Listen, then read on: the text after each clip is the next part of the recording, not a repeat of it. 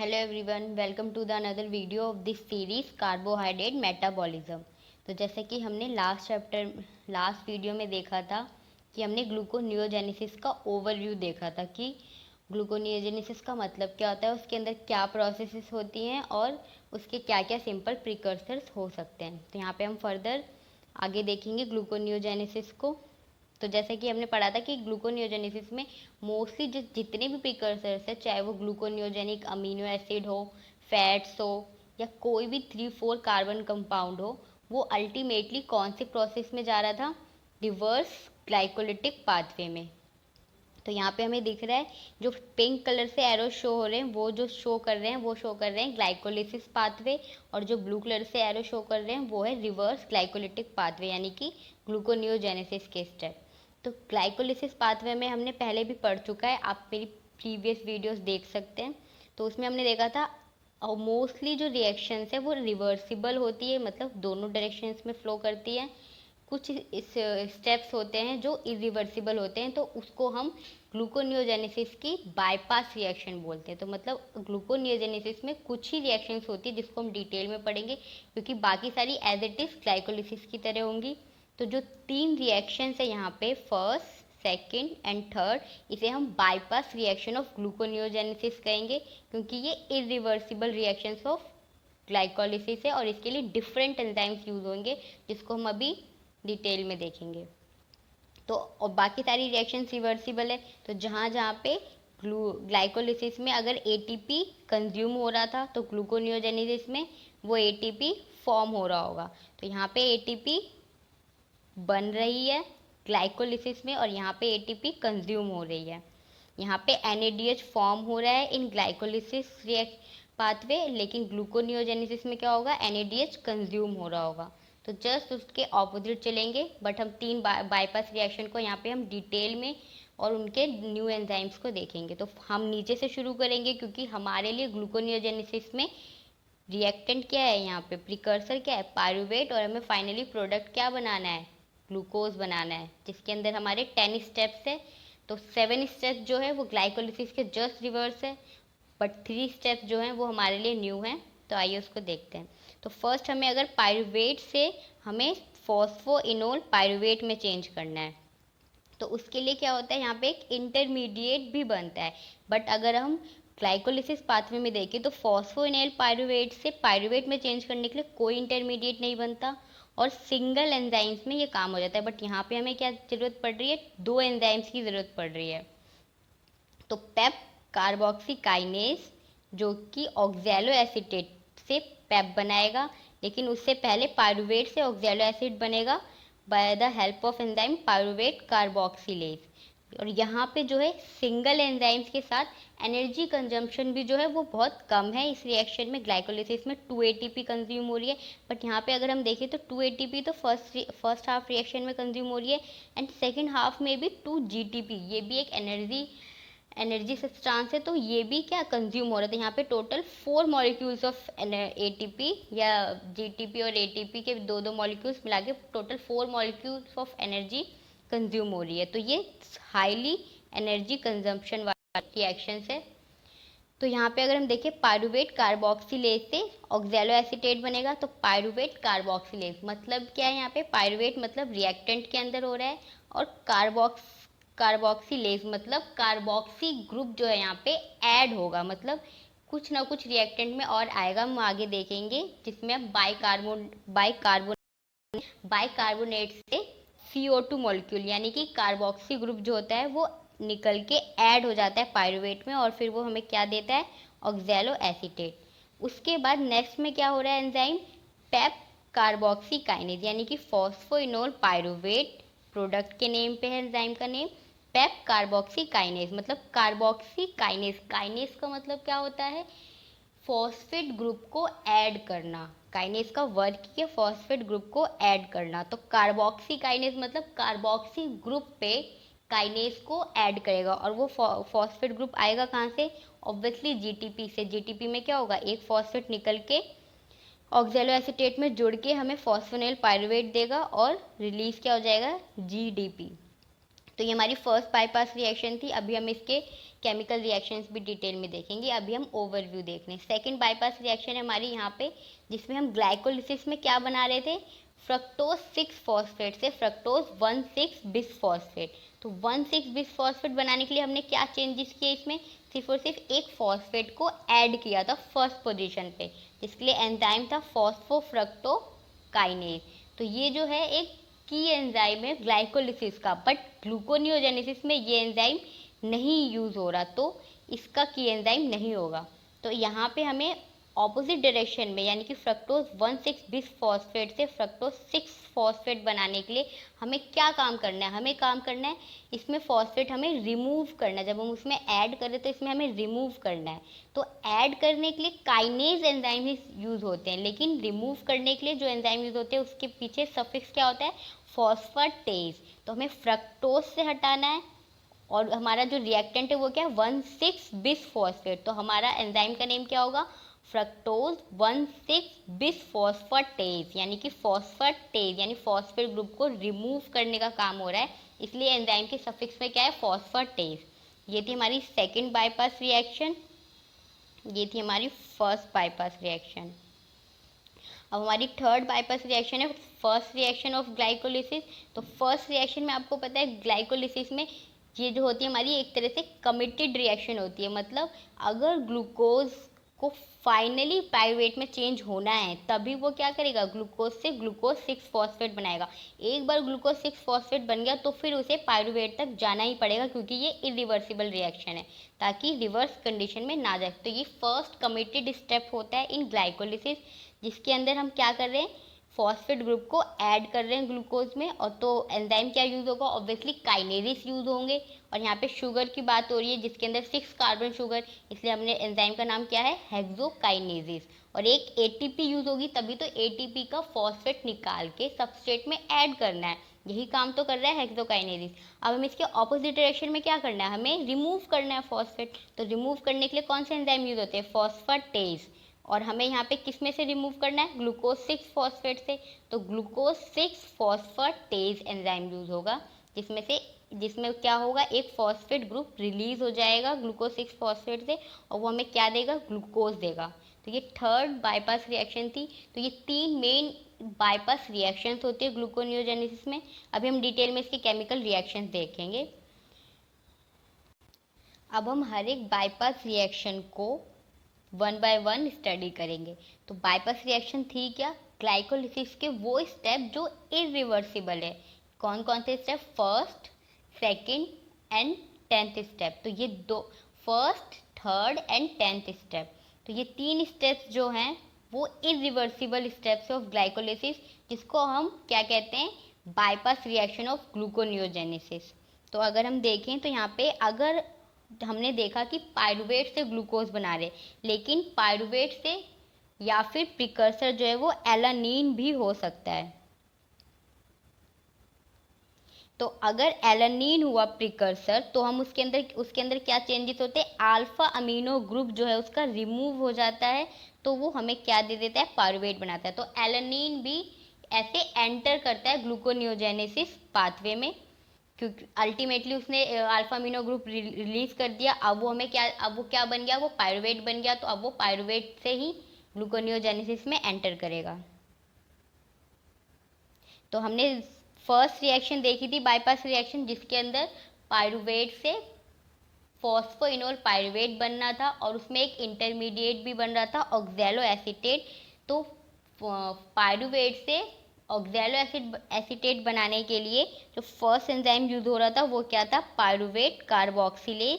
तो यहाँ पे हम इस एंजाइम के बारे में देखिए, पाइरुवेट कार्बोक्सिलेज जो एक माइटोकॉन्ड्रियल एंजाइम है, जिसको एक कोएंजाइम की जरूरत पड़ती है प्रॉपर फंक्शन के लिए, जिसका नाम है बायोटिन।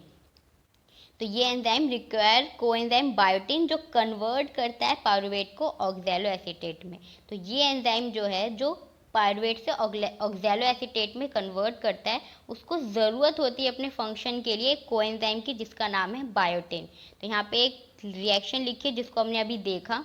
पाइरुवेट में क्या होता है, बाइकार्बोनेट भी यूज होता है। तो बायोटिन हमें क्या प्रोवाइड कर रहा है, एक तरह से बाइकार्बोनेट प्रोवाइड कर रहा है, एक एटीपी कंज्यूम हो रही है, और पाइरुवेट से क्या मिल रहा है हमें? ऑक्सैलो एसीटेट, और एटीपी से क्या मिल रहा है? एडीपी। और एक फॉस्फेट जो रिलीज हो रहा है, ये कहाँ ऐड? एटीपी प्लस फॉस्फेट, ये फॉस्फेट कहाँ जुड़ेगा? ये फॉस्फेट यहाँ पे रिलीज हो जाएगा। यहाँ पे फॉस्फेट का कोई काम नहीं, क्योंकि हमने पायरुवेट में क्या ऐड किया है? CO2, क्योंकि नाम क्या है एंजाइम का? Pyruvate carboxylase. यहाँ पे एडिंग हो रही है CO2 ग्रुप की, कार्बोक्सी ग्रुप की। तो यहाँ पे हम रिएक्शन देख रहे हैं डिटेल में, केमिकल रिएक्शन। तो सबसे पहले हमें क्या चेंज करना है? पायरुवेट से ऑक्सैलो एसीटेट में, जिसके लिए हमें क्या चाहिए? Bicarbonate and ATP. तो यहाँ पे बायोटिन का क्या काम कर रहा है? बायोटिन हमें प्रोवाइड कर रहा है एक्टिव बाइकार्बोनेट। तो biotin as a carrier use हो रहा है, और इस एंजाइम के लिए को एंजाइम की तरह यूज हो रहा है। तो बायोटिन के बिना ये एंजाइम वर्क नहीं करेगा। बायोटिन हमें और एक्टिव बाइकार्बोनेट भी प्रोवाइड कर रहा है। तो ये एंजाइम पायरुवेट कार्बोक्सिलेज, इसकी मदद से क्या होगा? ये जो पायरुवेट का स्ट्रक्चर है, इस पे इस हाइड्रोजन, एक हाइड्रोजन रिमूव करके ये CO2 ग्रुप क्या हो जाएगा? यहाँ पे अटैच हो जाएगा। तो हमें क्या मिल जाएगा? Oxalo acetate. तो एक CO2 यानी कार्बोक्सी ग्रुप जो है पायरुवेट में ऐड हो रहा है, और फिर वो हमें क्या दे देगा? Oxalo acetate. तो ये आधी रिएक्शन थी। अब इसके बाद ऑक्सैलो एसीटेट, इतनी रिएक्शन हमारी कहाँ हो रही है? माइटोकॉन्ड्रिया में हो रही है।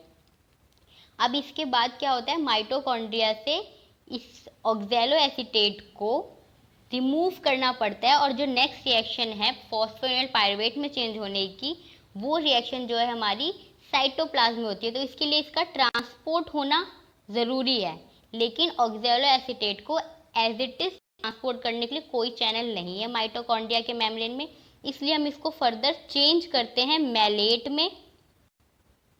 मैलेट में, और देन इसको ट्रांसपोर्ट करते हैं साइटोप्लाज्म में। फिर उसके बाद ये साइटोप्लाज्म में जाके दोबारा से ऑक्सैलो एसीटेट में चेंज हो जाता है, और फिर हम उस ऑक्सैलो एसीटेट से फॉस्फोइनोल पायरुवेट में चेंज कर देते हैं। तो अभी हम आगे देखेंगे कि कैसे इसका ट्रांसपोर्टेशन हो रहा है। तो अभी हम देखते हैं इसके आगे की रिएक्शन जो साइटोप्लाज्म में होने वाली है। तो ये रहा ऑक्सैलो एसीटेट, जिसके अंदर हमने क्या किया? एक CO2 ग्रुप पहले से इसमें लगा था, और एक CO2 ग्रुप कहाँ से आया? बाइकार्बोनेट से। अब इस रिएक्शन के अंदर हमने क्या पढ़ा था? हमारी GTP यूज हो रही थी। तो ये GTP मॉलिक्यूल, इसमें 3 फॉस्फेट है, और ये ग्वानोसिन लगा हुआ है। तो GTP से क्या होगा? GDP निकलेगा, और एक फॉस्फेट ग्रुप जो है इसका क्या हो जाएगा? ऐड हो जाएगा। किसमें? कार्बोक्सी ग्रुप में। तो कैसे ऐड होगा?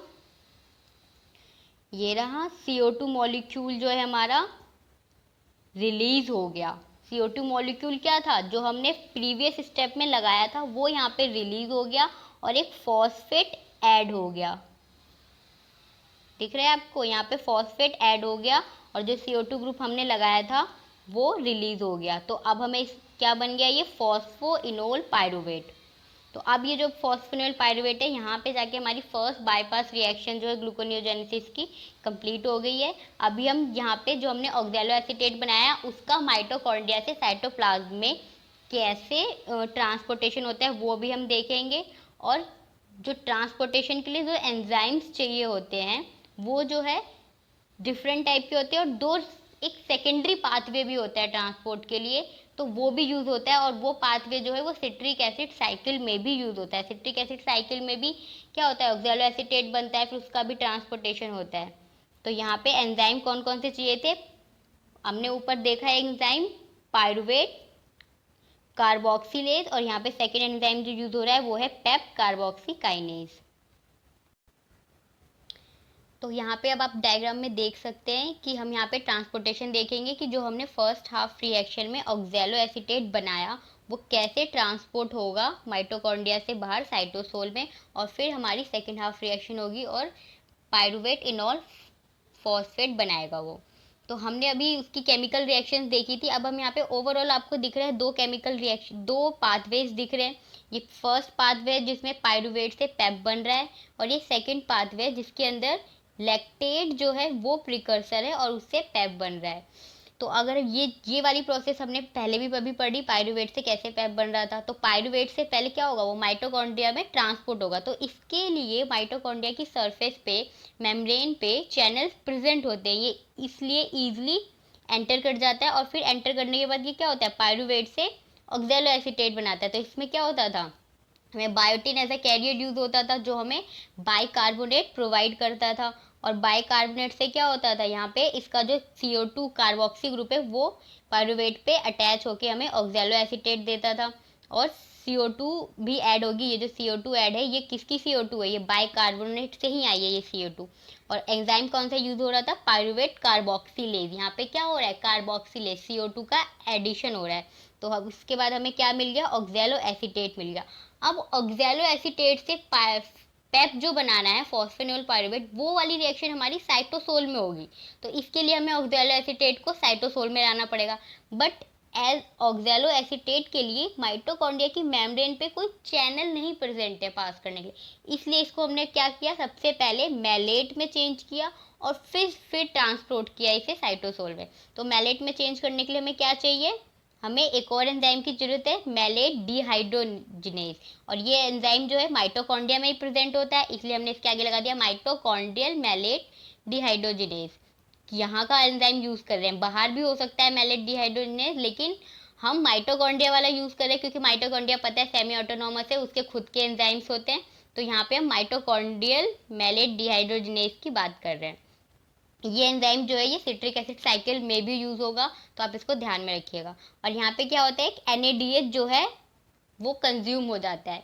ऑक्सैलो एसीटेट से मैलेट में चेंज करने के लिए हमें एक NADH की जरूरत पड़ती है। तो याद रखिए फ्रेंड्स, NADH का जो कंजम्पशन और प्रोडक्शन है वो बैलेंस रहता है इस प्रोसेस में, क्योंकि यहाँ पे जो कंज्यूम हो रहा है वही आगे जाके वापस से मैलेट से जब ऑक्सैलो एसीटेट बनेगा तो वो वापस से हमें मिल भी रहा है, प्रोड्यूस भी हो रहा है। तो ये बैलेंस है between NADH consumption and production के बीच में। तो जब मैलेट ट्रांसपोर्ट हो जाएगा तो हमें अब वापस से ऑक्सैलो एसिड चाहिए, क्योंकि हमें ट्रांसपोर्ट किसे कराना था, ऑक्सैलो एसीटेट को। हमने मैलेट की फॉर्म में उसे ट्रांसपोर्ट कराया, अब वो वापस से क्या हो जाएगा, ऑक्सैलो एसीटेट में चेंज हो जाएगा। और कौन सा एंजाइम करेगा, वही सेम एंजाइम मैलेट डिहाइड्रोजिनेज, लेकिन अब वो ये एंजाइम जो होगा ये साइटोसोल में प्रेजेंट है, इसलिए हम इसे अब क्या कह रहे हैं, साइटोसोलिक मैलेट डिहाइड्रोजिनेज। अब जब ऑक्सैलो एसीटेट साइटोसोल में आ गया, अब हमारी सेकंड हाफ रिएक्शन चलेगी जो हमने इससे पहले देखी थी, जिसके अंदर हम ऑक्सैलो एसीटेट से पेप बना रहे थे। और इसके अंदर क्या हो रहा था, CO2 रिलीज हो रही थी, डीकार्बोक्सिलेशन हो रहा था।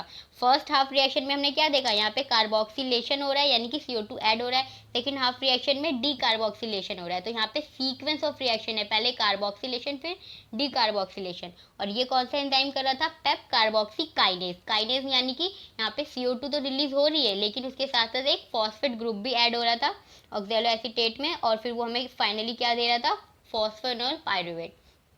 तो ये था हमारा फर्स्ट पाथवे, लेकिन इसके ऑपोजिट एक अल्टरनेटिव पाथवे भी है, और ये प्रीडोमिनेंस पाथवे है, जिसके अंदर प्रिकर्सर जो है वो लैक्टेट यूज होता है। तो ऑब्वियसली लैक्टेट कहाँ से आएगा, हमारे पास ग्लाइकोलिसिस से आएगा। और ग्लाइकोलिसिस के बाद जो पायरुवेट होता है वो लैक्टेट कब बनाता है, एनारोबिक कंडीशंस में। तो वो कौन सी हमारी ऑर्गन में बनता है, मसल्स में और इरेथ्रोसाइट में। तो मसल और इरेथ्रोसाइट में जब लैक्टेट फॉर्म होता है तो ये उसके लिए ये पाथवे है। तो जब उसके बाद लैक्टेट से क्या होता है, वापस से पायरुवेट बनता है रिवर्स डायरेक्शन में, क्योंकि हम ग्लूकोनियोजेनेसिस पढ़ रहे हैं, ग्लूकोज का एनाबॉलिज्म पढ़ रहे हैं, वो ग्लाइकोलिसिस हमने कैटाबॉलिज्म में पढ़ी थी।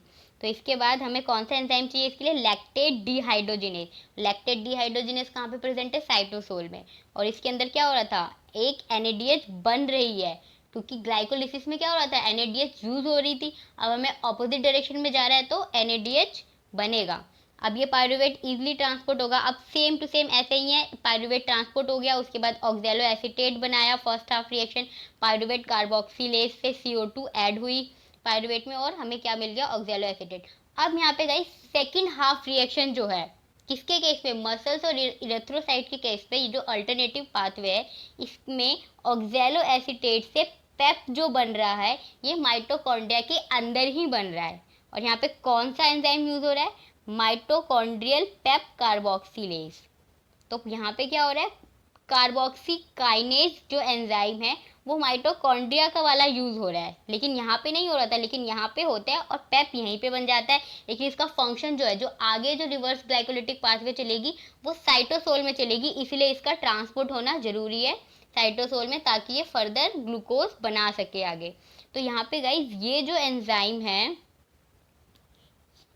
एंजाइम है माइटोकॉन्ड्रियल पेप कार्बोक्सी काइनेज, और ये जो एंजाइम है साइटोसोलिक पेप कार्बोक्सी काइनेज, ये दोनों एंजाइम क्या कर रहे हैं, सेम फंक्शन कर रहे हैं, मतलब रिएक्शन सेम कैटेलाइज कर रहे हैं, लेकिन अलग अलग प्लेस पे कर रहे हैं, और इनके लिए हमारे क्रोमोसोम्स पे जीन भी अलग अलग प्रेजेंट है। तो ये किसका फीचर है, ये फीचर है, इसका मतलब ये दोनों एंजाइम क्या है, आपस में आइसोजाइम्स है। तो इन दोनों एंजाइम्स को आइसोजाइम्स कहते हैं, जो सेम रिएक्शन कैटेलाइज करे बट उनके डिफरेंट जीन्स प्रेजेंट हो क्रोमोसोम्स पे, तो उसे हम आइसोजाइम्स कहते हैं। तो गाइस हमने यहाँ पे जो फर्स्ट बाईपास रिएक्शन थी वो कंप्लीट कर लिए। अब हम सेकंड बाईपास रिएक्शन देखेंगे।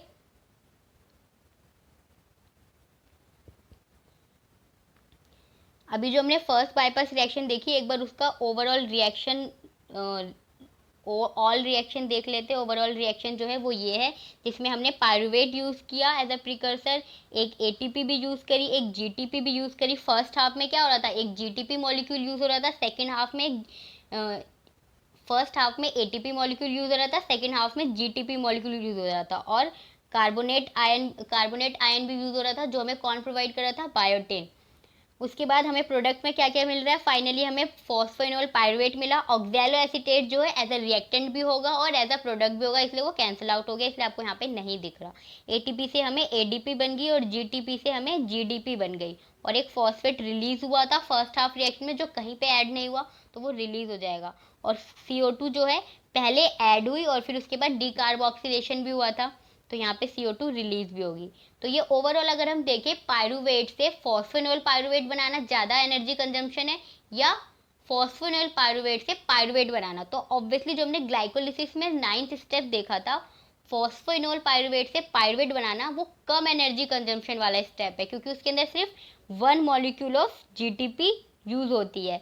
लेकिन यहाँ पे क्या हो रहा है, 2 एनर्जी मॉलिक्यूल्स यूज हो रहे हैं, 1 एटीपी एंड 1 जीटीपी। तो ये ज़्यादा एनर्जी कंजम्पशन वाला स्टेप है।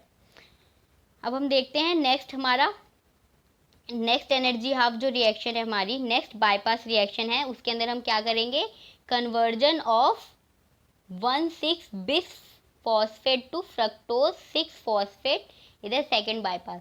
तो अभी तक हमने फर्स्ट बाईपास रिएक्शन ही देख रहे थे, जिसमें एक इंटरमीडिएट प्रोडक्ट बन रहा था ऑक्सैलो एसीटेट, दो पार्ट में रिएक्शन हो रही थी। अब सेकंड जो हमारा बाईपास रिएक्शन है, इसके अंदर हम ये सिंपली इजीली बन जाता है, सिर्फ एक एंजाइम की जरूरत होती है, फ्रक्टोज 1,6 बिस फॉस्फेटेज। क्योंकि जब हम ग्लाइकोलिसिस देख रहे थे तो हम फ्रक्टोज 6 फॉस्फेट से 1,6 फॉस्फेट कैसे बना रहे थे, काइनेज की मदद से। अब हमें उसका ऑपोजिट सिर्फ एक फॉस्फेट ग्रुप रिलीज करना है, तो हम फॉस्फेटेजिस की मदद लेंगे, तो ये एक फॉस्फेट को रिमूव कर देगा। अब ये जो एंजाइम होता है ये मैग्नीशियम डिपेंडेंट होता है, और ये रिएक्शन जो है ये इरिवर्सिबल है C1 फॉस्फेट की, यानी कि जो हमारा फर्स्ट फॉस्फेट है ग्लाइकोलिसिस में क्या होता है, ये फर्स्ट वाला ही ऐड होता है, तो यहाँ पे रिमूव भी कौन सा होगा, फर्स्ट फॉस्फेट ही रिमूव होगा, और फ्रक्टोज 6 फॉस्फेट हमें देगा।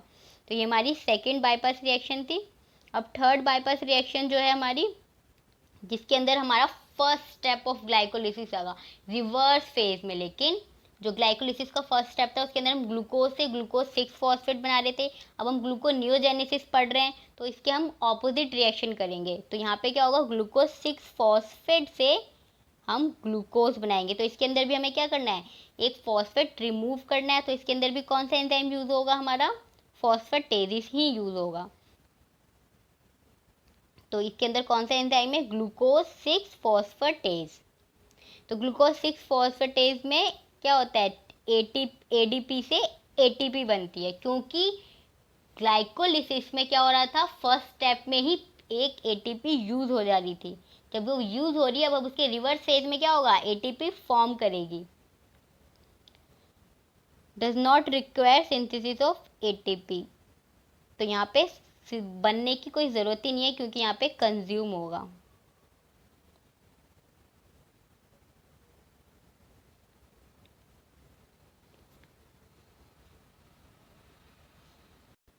तो हम लास्ट बाईपास रिएक्शन देखेंगे जो ग्लूकोनियोजेनेसिस की भी लास्ट रिएक्शन है, जिसके अंदर हम कन्वर्जन ऑफ ग्लूकोज 6 फॉस्फेट से ग्लूकोज में होगा।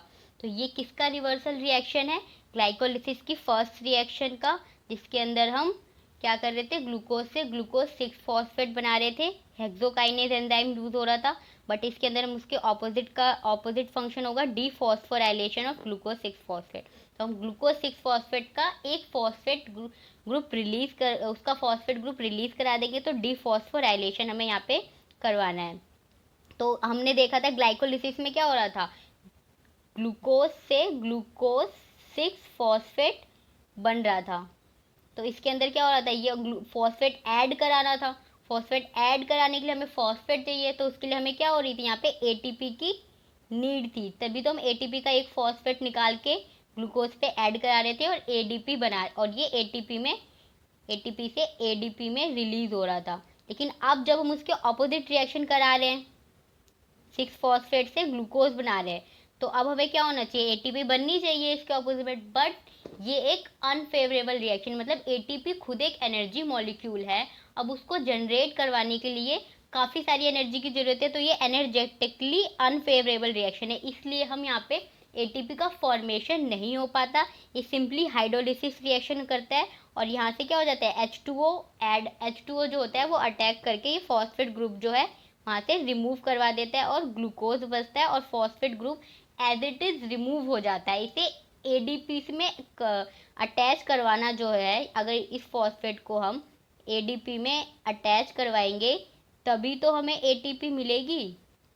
और ये जो काम है, ये जो फंक्शन है, ये बहुत ही ज़्यादा एनर्जेटिकली है। तो ये अब इतनी एनर्जी हमारे पास नहीं होती इस टाइम पे, इस रिएक्शन में, तो हम एटीपी फॉर्मेशन नहीं होती। हमें सिंपली क्या कराना है, ग्लूकोज 6 फॉस्फेट से ग्लूकोज बनाना है ना, तो हमारा ग्लूकोज तो बन गया, इसलिए हमें एटीपी की ज़रूरत नहीं होती, तो हम एटीपी की फॉर्मेशन नहीं होती यहाँ पे। अब ये जो एंजाइम है ग्लूकोज 6 फॉस्फेटेज, ये यहाँ पे इस हाइड्रोलिसिस रिएक्शन को कैटेलाइज करवाता है।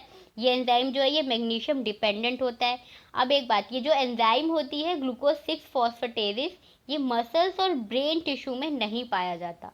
अब जब ये एंजाइम ही नहीं होता तो वहाँ पे क्या होगा, ग्लूकोनियोजेनेसिस ही नहीं होगी। बाकी दो स्टेप होने का क्या मतलब, जब ग्लूकोज बनेगा ही नहीं।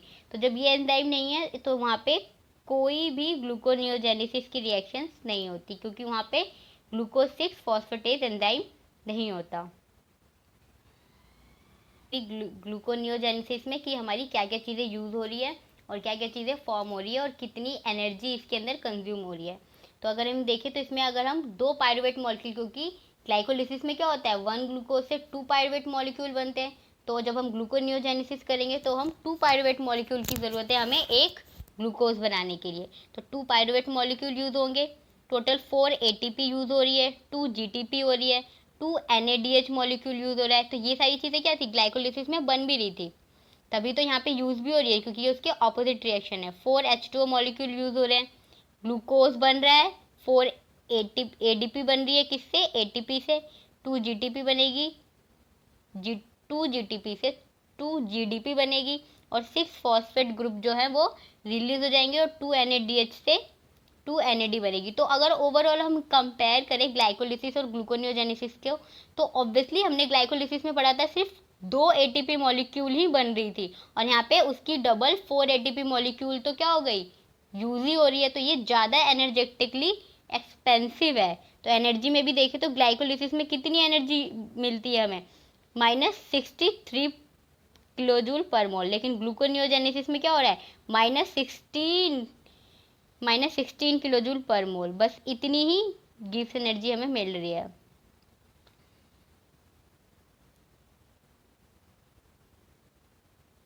Okay bye guys, next video में हम नेक्स्ट पाथवे से शुरू करेंगे। हमारा ग्लूकोनियोजेनेसिस जो है यहाँ पे कंप्लीट हो गया है। एक छोटा सा चीज़ है यहाँ पे, अमीनो एसिड का हमने देखा था कि